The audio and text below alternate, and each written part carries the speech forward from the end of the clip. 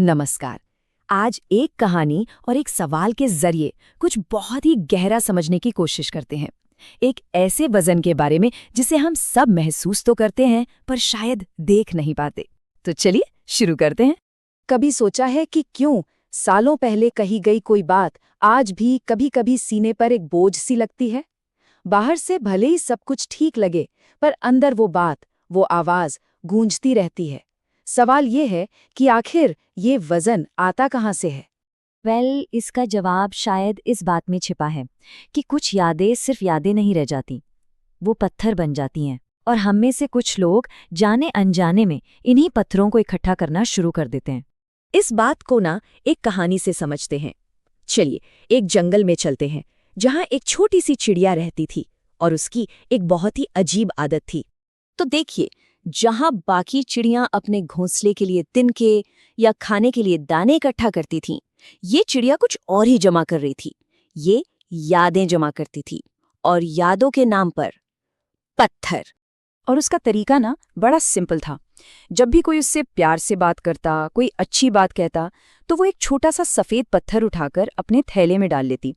और अगर कोई उसे डांटता या कुछ बुरा कहता, तो एक काला पत्थर उठाकर उसी थैले में रख लेती।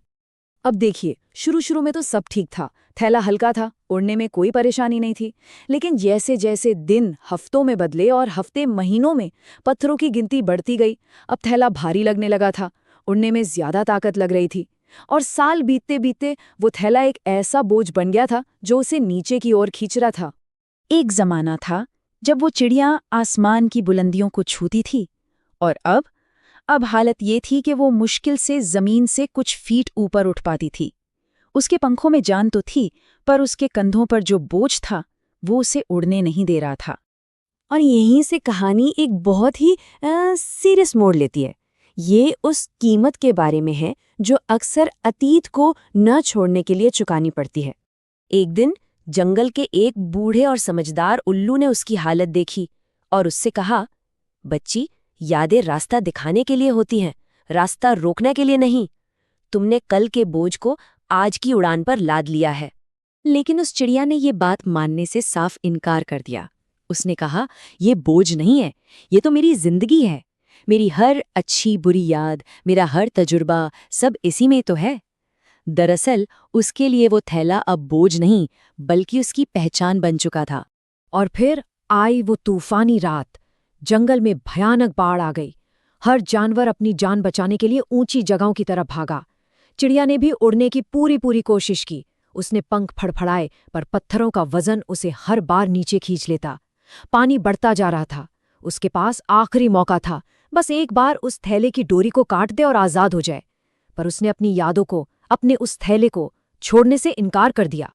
और फिर एक जोरदार लहर आई और सब कुछ खत्म हो गया। वो चिड़िया डूब गई, पर वो पानी में नहीं डूबी, वो अपनी ही यादों के बोझ तले डूब गई। तो सवाल ये है कि ये सिर्फ एक चिड़िया की कहानी है, या फिर कहीं ना कहीं ये हम सब की कहानी है। ये कहानी है उस अनदेखे थैले को पहचानने की, जिसे हम सब अपने कंधों पर उठाए घूमते हैं। हम किस तरह के पत्थर लेकर चलते हैं?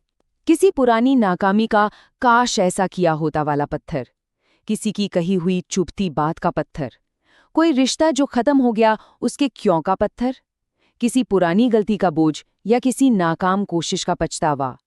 ये सब वही काले पत्थर हैं। अक्सर एक गलतफहमी हो जाती है। लगता है कि इस दर्द को, इस नाराजगी को पकड़कर रखने से हम उस इंसान को सजा दे रहे हैं जिसने हमें दुख दिया।